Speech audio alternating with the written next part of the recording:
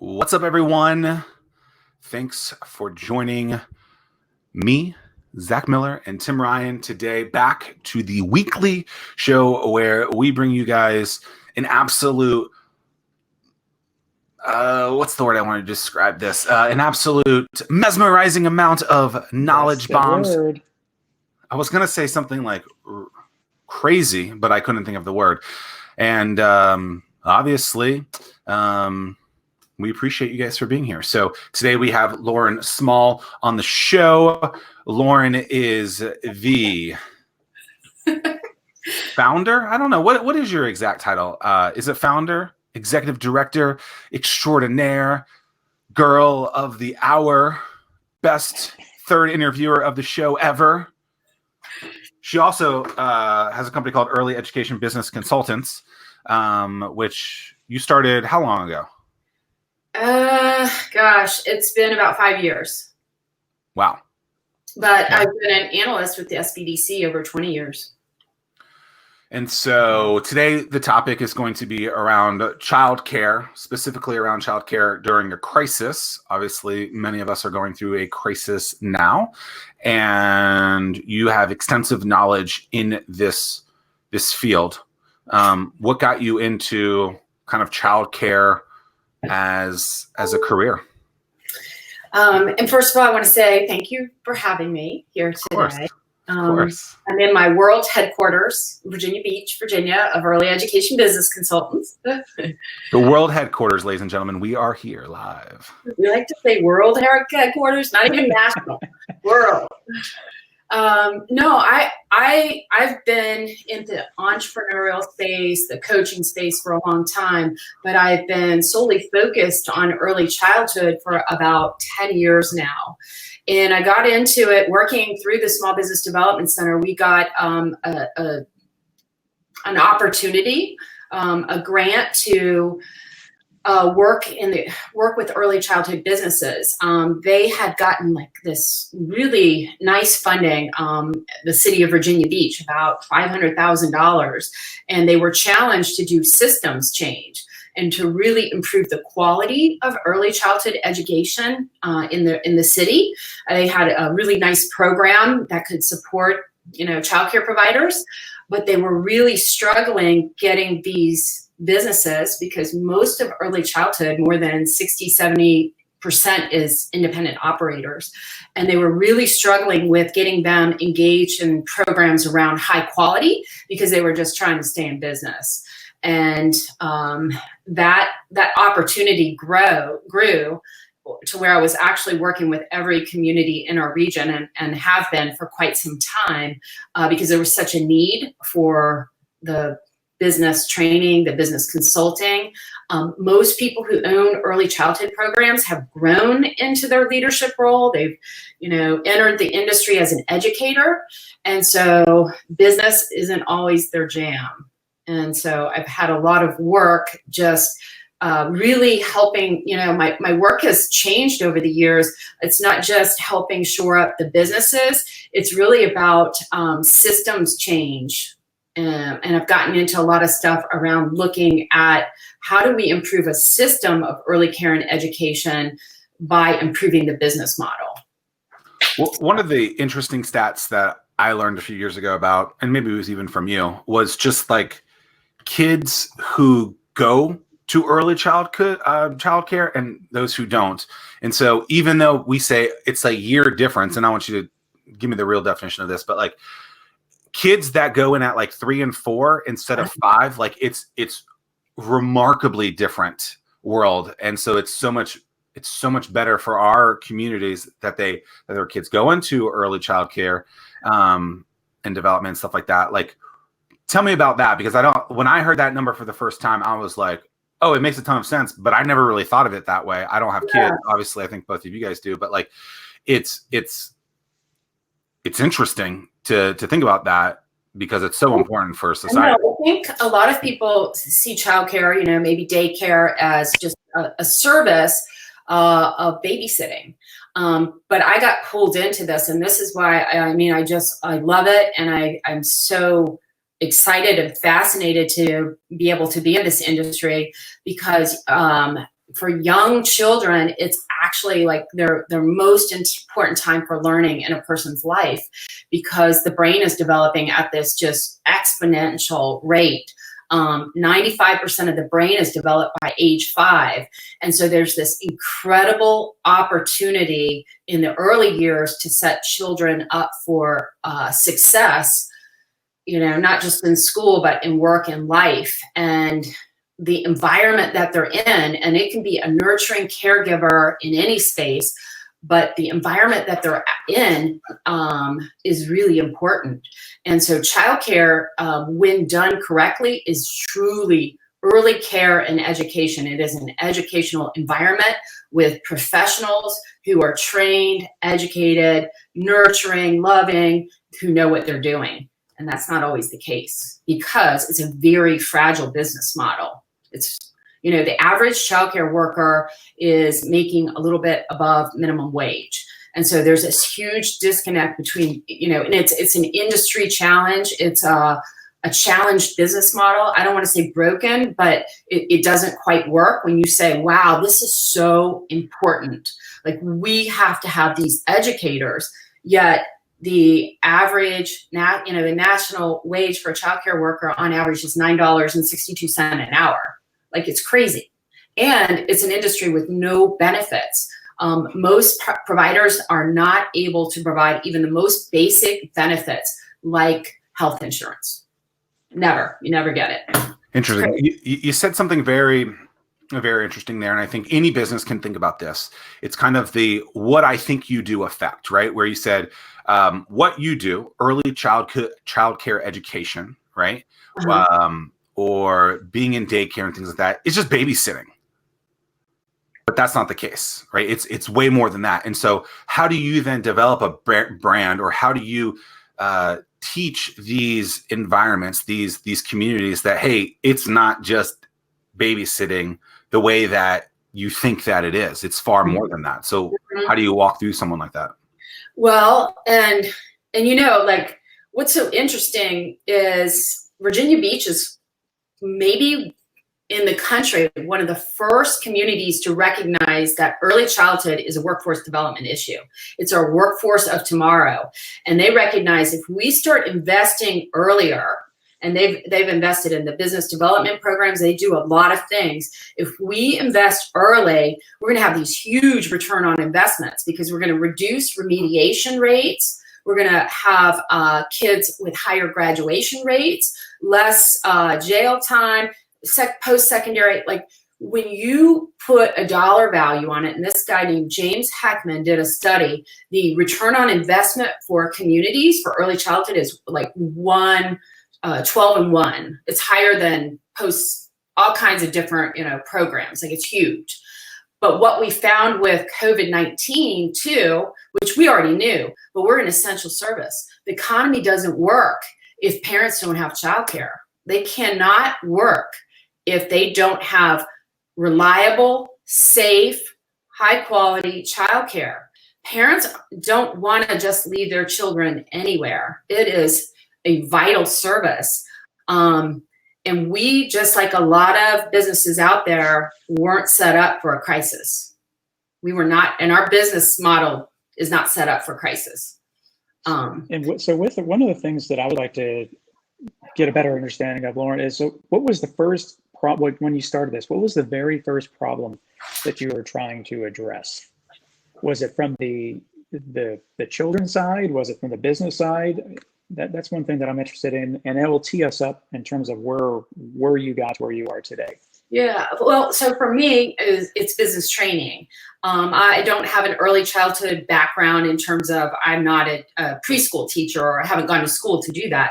And so I have a niche in this industry of wearing the business hat, which doesn't, I'm now probably in our state, one of the top people looking at business training, business programs, the business model. And so for me, it became apparent that there was an incredible need just to shore up the business model. And I've worked independently with several hundred childcare providers. And so ensuring that they had the basic systems in their business functioning, like accounting system, HR systems, marketing systems, and then teaching them the language of business, and building their confidence in thinking strategically and understanding how important it is that you can't do high quality childcare if you don't have strong enrollment, you have ineffective marketing, or you're not making money. And a lot of them, it's like heart work. And so there's a lot of love of what you're doing.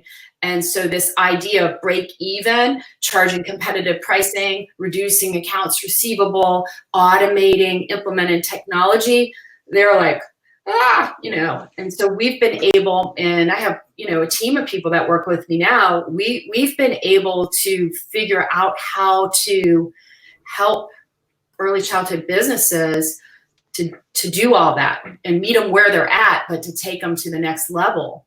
And that, I think, is improving the quality of the service, because now they're not so stressed. Like, they get that stuff in place, and now they can really start thinking more about curriculum, training teachers, figuring out how to pay more because they have a stronger hold on their finances.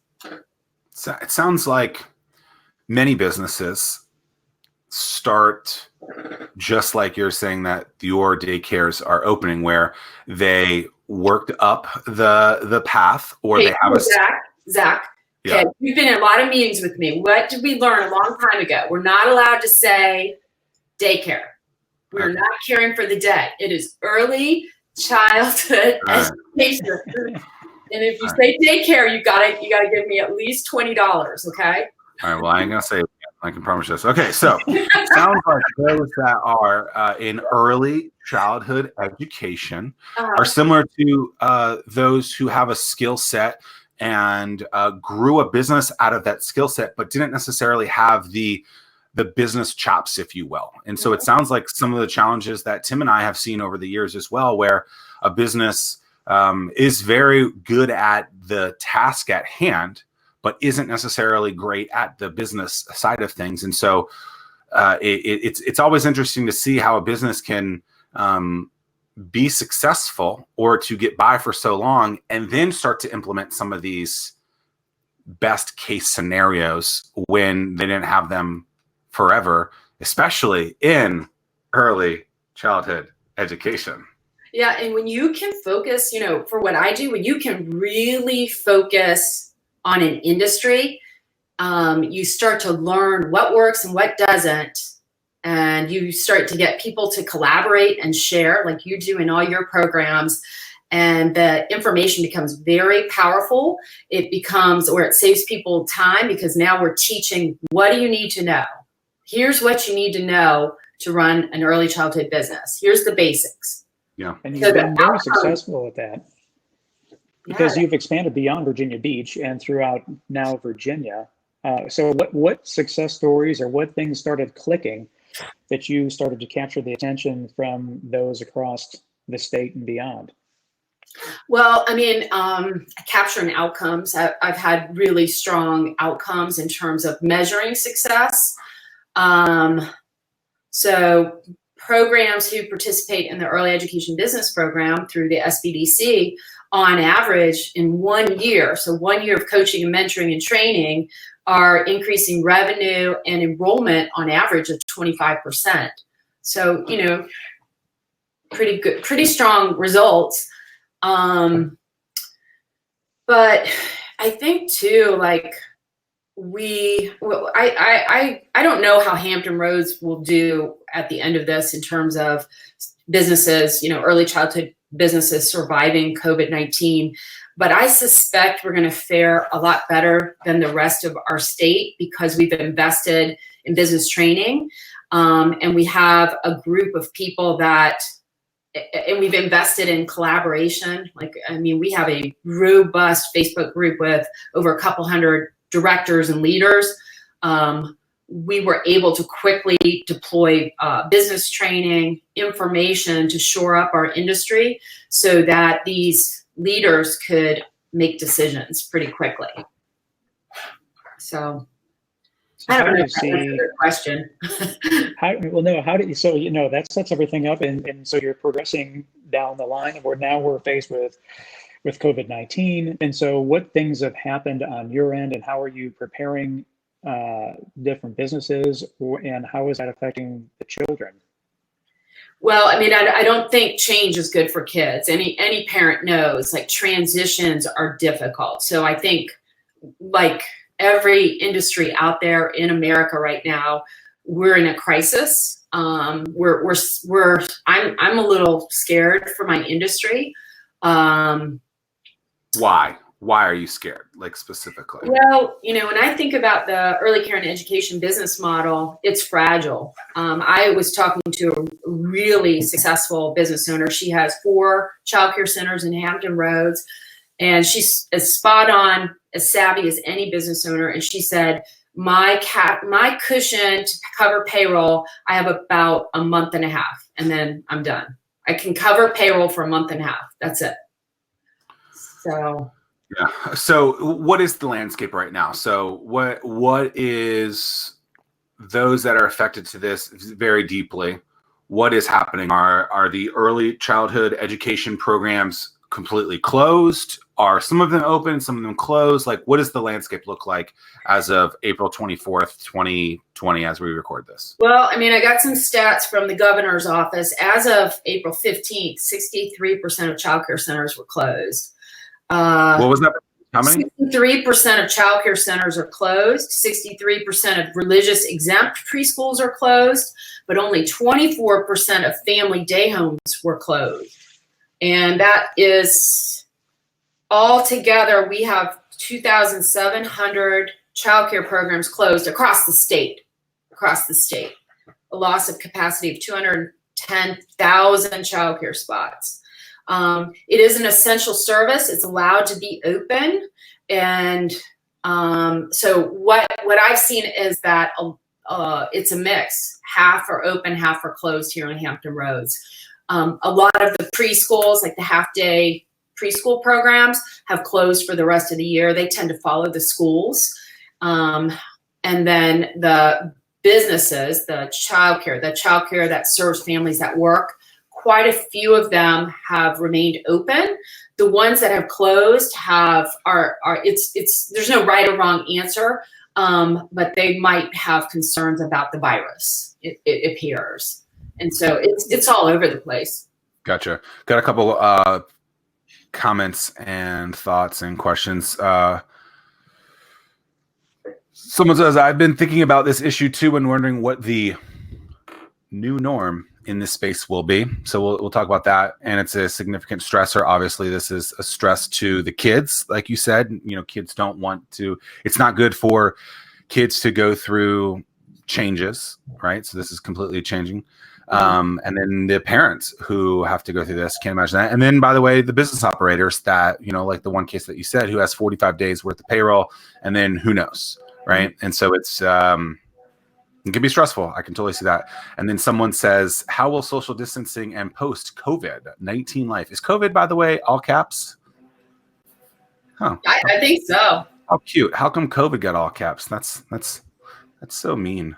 I wanted to have all caps for myself. I wanted it to be like Zack Miller, all caps. That would be great. You can do whatever you want. You can do that. I should have done that when I wrote my name on the wall today. It's like, boom. How will social distancing and all caps? In what? The sign behind you, it's all caps. You're right. A very special person made that for me. Thank you, MR. How will social distancing and post-COVID-19 life affect scaling a early childhood business? And someone else says, I believe the small family day home model is the play going forward method. So a lot there. Where do you want to start? How social? What's interesting about COVID and the impact right now on centers that are open. I think my role today, like I really appreciate the opportunity just to educate our business community about early childhood. And I think we're doing some things right, and we got a lot of things to learn on. So maybe we can share some of the things that we know we're doing right. But when you think about early childhood business as essential, the governor imposed a 10-person rule. So in childcare centers, no more than 10 people in a classroom. So if you think about your business model might be set up that you normally have 20 people, you can now only have 10. Your revenue is cut by half. Now they have given some special childcare funding to open centers through the CCDF funding and the block grant. But also childcare centers are having to do, and they should, like, a lot of extra procedures around cleaning and disinfecting. They're already used to being regulated and licensed and cleaning, but they've had to take things to a whole new level. Our community we weren't ready for this. If you just think about cleaning supplies and access to cleaning supplies, I mean, just think about how we couldn't even get some toilet paper for a month or two. We've had to donate. We had to have partnerships with the schools that were closed and say, can we have your stuff? Because we need to get that out to the childcare centers. They can't find it. The stores were putting limits on how much they could buy. But how would someone so I 100% agree with that point. However, I feel like there's an asterisk next to it where it's like, okay, what do you want me to have 6 months of Lysol in my piece when I only have 45 days worth of salaries available anyway? And so it's difficult for me to hear best case scenario 6-month rainy day funds and things like that when it's like if that's 180 days, I'm 135 days away from even being there. Why would I have so much of this extra stuff in there? Right. And so it's you're so hard to have it. Like a government says, you got to do these things. Yeah. You have to do these extra precautions. You're essential. We need you open. We need you to serve these families, because think about healthcare workers. They got to work. And right. If you think about backup care, who is it? Grandma and grandpa. We can't drop the kids with grandma and grandpa if you're working in a hospital. Well, you're not supposed to anyway right now, right? Because you don't know so much about this. With grandma and grandpa, they need to stay at home with the doors locked. Yeah, you need to not bring the kids to grandma and grandpa right now. And then it raises this thing. So our childcare workers are working with really putting themselves at risk. They're caring for essential personnel, healthcare workers, etc., but they don't even have supplies necessarily. They don't even have health insurance. What if they get sick? Very rarely does a childcare center have health insurance for their employees. And so it raises, I think we have this opportunity for advocacy for childcare to really, as a community, start to go, wow, this is something that we've got to fix. You said something very, very interesting. I never heard it before. 95% of the brain is developed by the age of 5, which is right in your wheelhouse of where I think you're starting to work with these kids. But then also how this is a workforce problem. This is a workforce solution that you're going through. Mm-hmm. When did you really grasp that it was that, and how is that received, and how do you brand around that? Because if you're really thinking about it, to me, it's like, hey, if these kids are not developed to what we want them to early on, well, we know what they're going to look like later on. And so it's integral that we produce and provide them the most amazing opportunities as early as possible, mm-hmm. so that they're not great later on. I don't know what the exact word is, but I mean, I think you get what I'm saying. No, but if you think about Hampton Roads economically, we're trying to be world class. We got, an amazing port. I mean, we have a diverse economy, world class. We're trying to attract high tech, the brightest, we want the brightest here. Right. If you're bright, you want to know what's the most important thing to a parent. I mean, your kids, right? Educated, I hope so. Professional, talented people are going to want their kids to be in the very best learning environment. High quality. When you think about the current workforce and meeting their needs, it's not just the demand of the workforce. There's data that shows worker productivity is impacted by the reliability of their childcare. If you don't have reliable childcare, you can't work. And so you're calling out, not to mention if you're stressing about them the entire time because it's not as solid of a facility. Mm-hmm. And there's a dollar value. Like I wish I had thought about this and got the stats, but there is a dollar value loss to economy when they have a subpar early care and education system. So you're right. It's kind of two-pronged. It's workforce now, it's workforce of tomorrow. So one question I have. I mean, that's why you see like Chesapeake Economic Development does a really good job of, because they have a really great early care. I mean, our community has some really amazing initiatives to improve the system. There's an organization called -9 to 5 here on the South Side that's working to make systems change. They're out of EVMS. On the peninsula, we have Smart Beginnings Virginia Peninsula doing amazing work, systems change. But I've seen over the years, like Chesapeake Economic Development, when they're trying to attract companies to the area, they make sure that they know we have invested in childcare. We've got quality childcare providers. I want you to not worry about that. We will connect you. It's interesting. Over the years, again, I don't have children right now, but as I was working with a lot of early stage founders of businesses, one of the things a lot of them said was from a school system perspective, where they wanted to actually live so that it was tied to a specific school zone. And so it's very interesting how they were making decisions around that. It makes sense.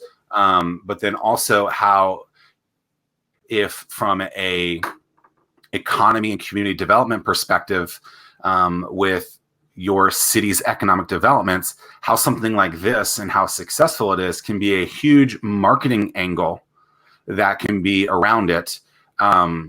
Where from a public perspective, I still don't think I've ever seen something like that. Maybe it's behind closed doors and with the specific meetings with companies and things like that. But it sounds like it's something that from a perspective of standing out and being different and being the anomaly, that people should sell that because it's so different, right? Where everyone else is like, oh, we have great facilities and great businesses and great bandwidth and things like that, where actually maybe this is the thing that they should be selling from a unique identifier. And so have you had those conversations with them? And like, why isn't this more on the forefront of something that could be sold where it's very, very Yeah, I think early childhood, people think of it more as a human services issue versus an economic. And I think, looking at workforce 20 years down the road, or I don't know, I think our business community, it's something that we've got to push on and get more people involved looking at it as a business issue. It's the business model for early, it doesn't work. And how do we make that work? Do we continue to advocate for federal funding, state funding, which is trickling down? Or do we as a community say, this is so important, we've got to get more involved and understand this and figure out how to fill gaps in our system? Childcare is the largest expense for a family. So an infant, I don't even know here regionally, but imagine at least $200 a week for childcare for an infant. That's $800 a month. That's a large expense for a young family. You can't charge a whole lot more, and you're limited on the number of children you can have. It's a very highly regulated industry. So we can't charge more to our customers, but again, we really need to pay people more, and we need a higher quality service. And there's just not enough wiggle room to do that with the current business model. So speaking of wiggle room, a question that I have is, you had mentioned that change is not something that is welcomed by the kids. As a parent myself, change is not really welcome for me. I mean, I know that if we lost our early education provider, we would have been lost. And we were so fortunate to have the providers that we had. If parents were forced to change providers right now and had to find a new place, what recommendations would you give parents that they should be looking for before they enroll their child into another program? And during COVID-19, the Childcare Aware is a national nonprofit. They really did a great job developing very quickly a database where parents could actually go to their website and say, I need childcare, who's open? So we have that capability to link parents to open programs. When they're looking for quality, I think, and there's some like Grow Smart, the City of Virginia Beach's Early Childhood Initiative has, what to look for. There's a program called Virginia Quality that on their website, they educate parents what to look for. But I think at the very basic, visiting and going with your gut. The most important thing for families, and I've done a lot of focus groups over the year, is first of all, that they know their kids are going to be safe, that it's clean, it's a healthy, that it's safe. A safer environment would be one that's regulated. So there are licensed providers out there that are inspected regularly by the Department of Social Services. It's on their website. So if a program is either licensed or at least religiously exempt, and you can go on there and see what their last inspection looked like, what they found, and get a better sense of what's happening there. But then on top of that, you want to know that they have, ask questions about their curriculum and what are kids going to be doing during the day. And then the most important piece of quality is the teachers. So looking at their turnover, how long have the teachers been here? What credentials? How do they professionally develop? And doing a tour, in the classroom that the child's going to be in and go, do I like what I see here? Is that teacher happy, engaging? Do the kids look like they're having fun and that they're interested? Young children learn best through play. So if you see a bunch of kids sitting at a desk, that's not high quality. Playing for the majority of the day is actually how those synapses are connecting. That's how they learn. And the talented teachers still know how to incorporate the learning while they're playing. And play, like for young children, you're trying to develop, they say, the whole child. So the social, emotional, the physical, and the intellectual, it's the whole thing. So learning to share, learning how to work with your buddies, all that kind of stuff. I have to share? Come on. Yeah, it's so. She's like, yeah, you do. So cool. And that Virginia Quality Program really works with providers that are committed to quality on how to continue to improve that. And it's so cool when you see it in action. In fact, I should get you guys out to a childcare center so you can see what we're talking about. I think I'm going to go back to the point that I made earlier too, though, of how a lot of things that you're developing and helping these businesses with is the same thing that other businesses need that don't use from a marketing perspective to get out there, right? Mm-hmm. Like frequently asked questions, mm-hmm. right? Is where I am safe, right? And so in your case, the questions are asking, is it safe? Is it clean? Is it friendly? Things like that. Those are frequently asked questions that a business, early childhood education world or not, could just be in a completely different industry. Those FAQs are questions that these individuals, I believe, should be marketing and pushing out to the world instead of just waiting for someone to approach them and ask that question. Get in the driver's seat there. Yeah, and then knowing what your customers want.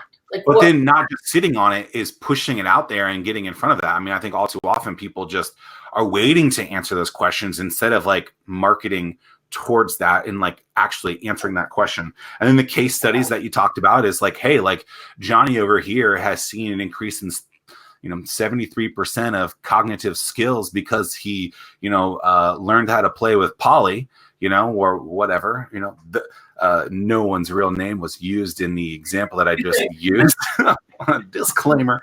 And then who else is involved? Like who are the famous people or the people that would know from a clout perspective that have gone through your facility? And I think those are things that a lot of people don't capitalize on. You've been able to do that with your businesses, and other businesses in this industry and others should capitalize on things like that. A couple of comments and thoughts that and questions that people have. So thank you guys that are watching. Feel free to ask Lauren, Tim, or myself any questions. Edwin, I think has 2 or 3 kids, says quality childcare and schools was the #1 factor when my family was moving to the area. Right? I mean, it's a huge thing. And so to me, if I'm a community and I'm a city, like you don't hear anyone really talking about that from a brand perspective. Like get in front of that, right? Like that's the thing that's different, right? You're constantly competing against so many people that are doing the exact same thing right now. Go watch a TV show. Every commercial is the same thing. We're here for you. Yep. Really? So you're here for me for all 3 minutes of these brands are saying the exact same message. It's camouflage marketing. Say something that is different. Do something that is different. Here it is. Here's an opportunity that a city, I don't care where you are in the world, this is what you should be selling if you're good at it. And it's a great opportunity if you're a brand that's not directly tied to early childhood education. Think about what that value add, that value proposition could be. That's not what everyone else is. And Lauren has provided a ton of different examples as to why this is so important. Will Randolph, what's up, buddy, has said, and it's high touch service too. With you guys. And then his question is, will the state be supporting early childhood business providers as the economics will likely not work with 10 children? I guess because many of them were double that or larger in facilities, is there going to be any kind of business opportunities through grants, I guess, PPP, et cetera, for people? Last week, through the CARES Act, there was a separate block funding it's called CCDF funding, that was specifically designated to the childcare industry. And so Virginia received $70 million.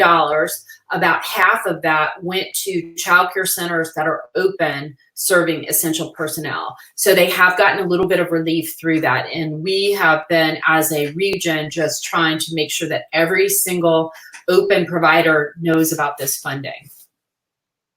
Have you heard if any businesses are jumping on board with this? I mean, as a business owner, I would want to make sure that I was going to get the highest productivity from my employees.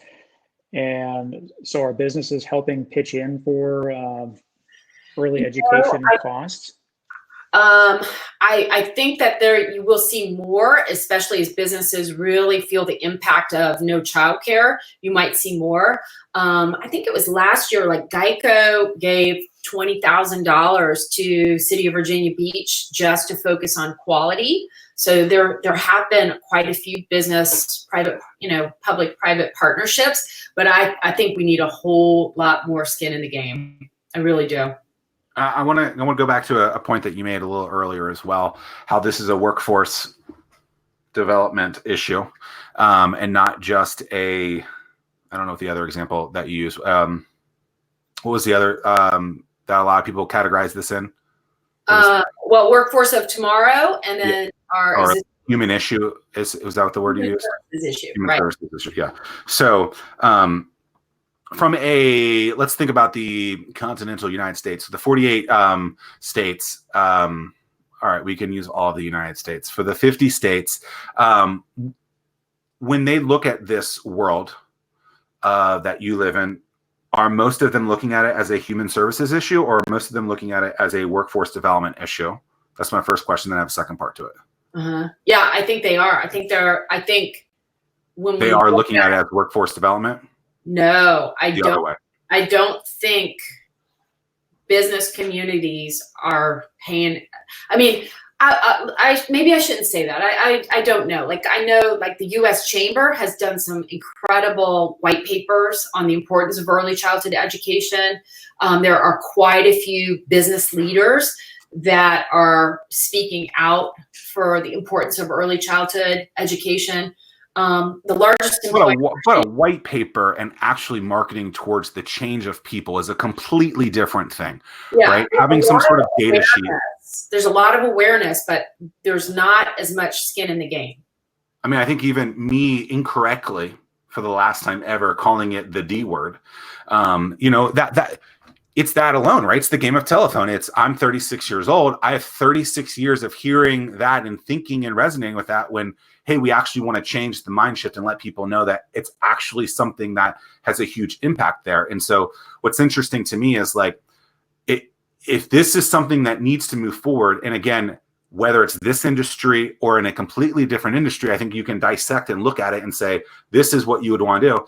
if there is a message that you want to get across to individuals or to prospects or to clients or to cities, like it can't just be, hey, here's this PDF that we think that you should read that tells you why this is it. It needs to be a huge marketed and branded campaign that says, look, like your community is going to be a heck of a lot more successful if you jump on board with something like this. And I think that's why I think we need you guys. I think this could be your next big thing. I'm ready. Can I get a haircut first though? When do you think completely off topic, because I want to have a little fun now. When do you think I'm gonna be able to get a haircut? Hey, I may not be allowed to say this, but I can hook you up. You got to have don't you get me in trouble now. There's an underground network. I do not participate in anything illegal. Women over 50 have an underground network. Like that is getting real. I'm not shaving this. This is like, I look ridiculous. I don't even know what to say to that. I thought it was intentional. Hey, I wanted to mention one thing though. I think that, because I know you have a lot of business owners listening. One of the things we've been really, even with all the business training, and I've been doing now, like pulled onto a state platform. So there's a lot of all kinds of different level sophistication. Family day home providers, smaller childcare centers aren't known to be super, I don't even know how to say it in a nice way, but not good with technology and spreadsheets and automation.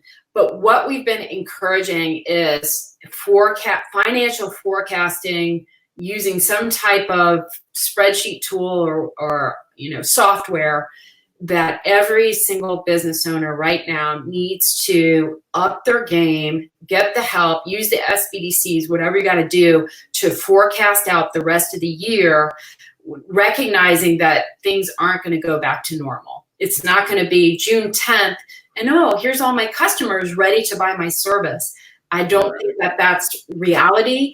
And the more proactive business owners can be right now, they're going to understand where their financial gaps are and what they got to do to fill those gaps, whether it's reduce expenses or take on, dig for the grants, apply. Like talk about a run on the bank right now. You got to be ready if you know what your need is to, when you see an opportunity, apply right away. Where's that spreadsheet? Where can people find that? We developed one for early childhood providers on our website. It's a simple one, and we have an even simpler one. And I'm actually using it for my business. But there's cash flow spreadsheets out there. We have one specifically for early childhood providers on our website, earlyeducationbusiness.com.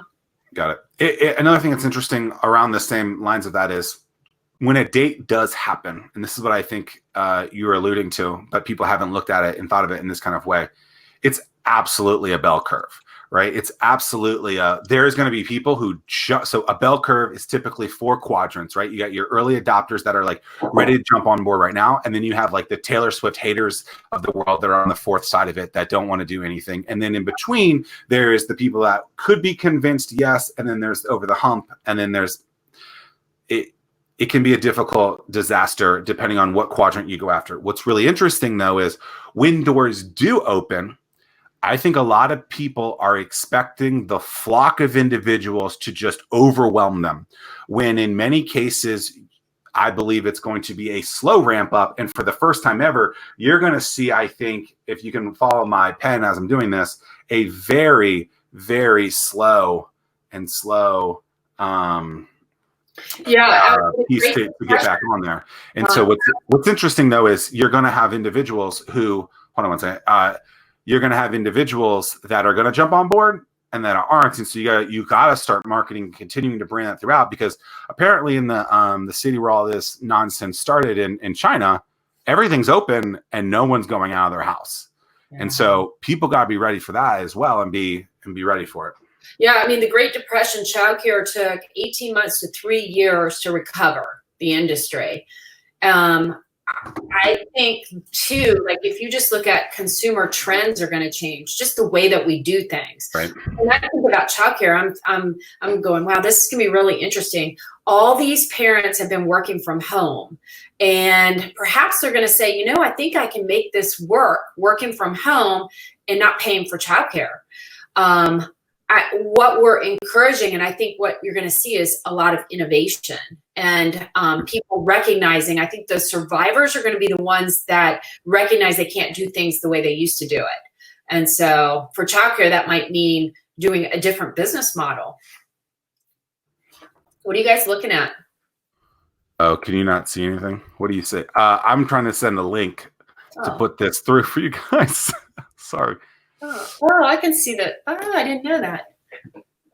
Yeah, there you go. You're learning so much. So actually, you just said something too as well about individuals who, it's a generalized statement, but might be a little bit older that don't understand technology in the same kind of way. What can they do to kind of ramp up during these times to understand kind of how to use and capitalize off of technology?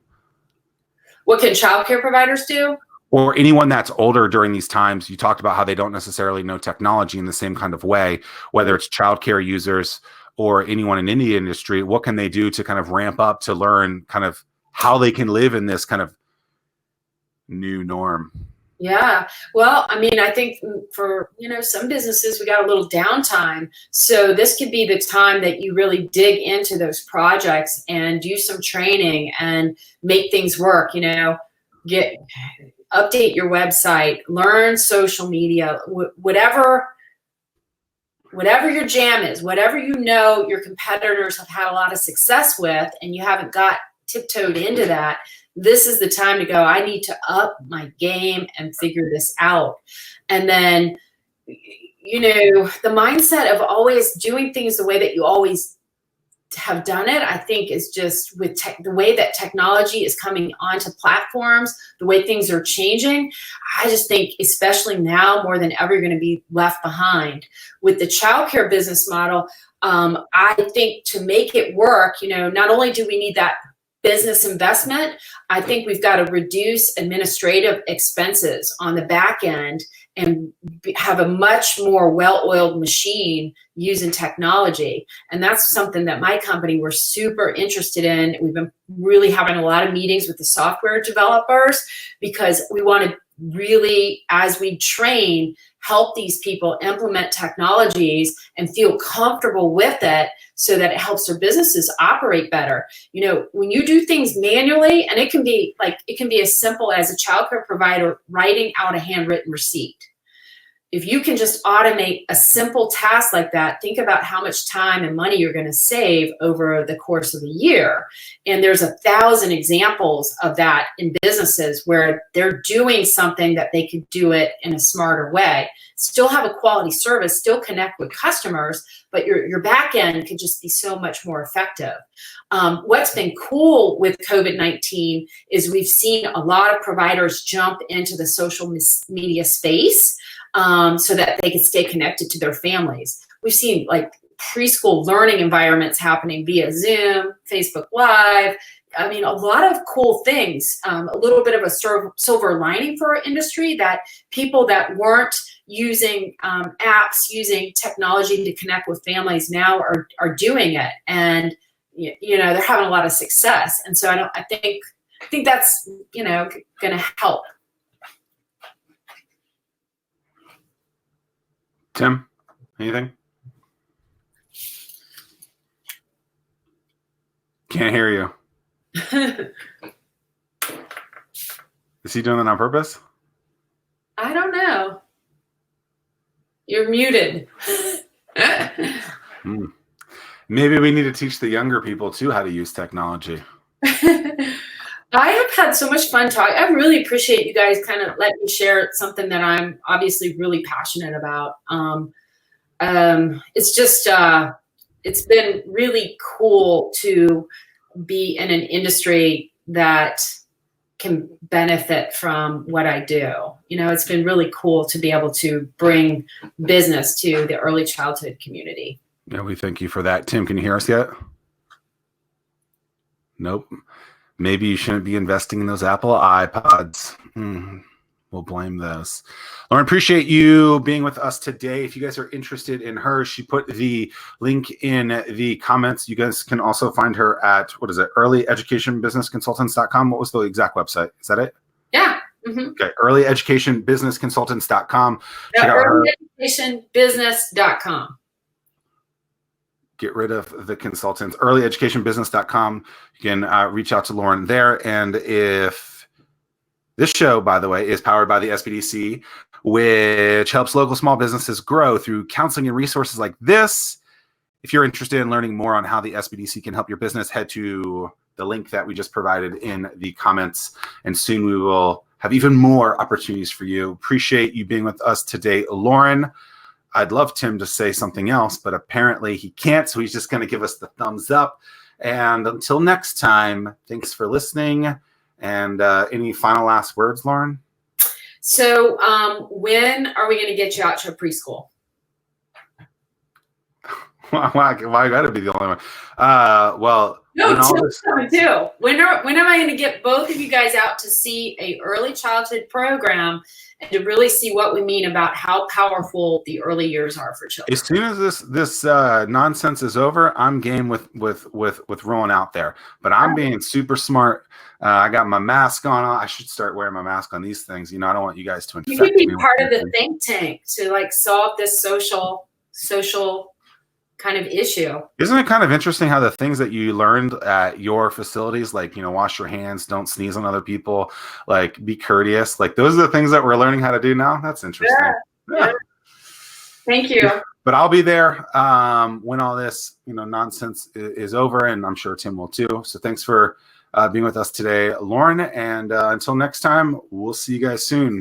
Peace and pancakes, y'all. Bye, everybody. Later.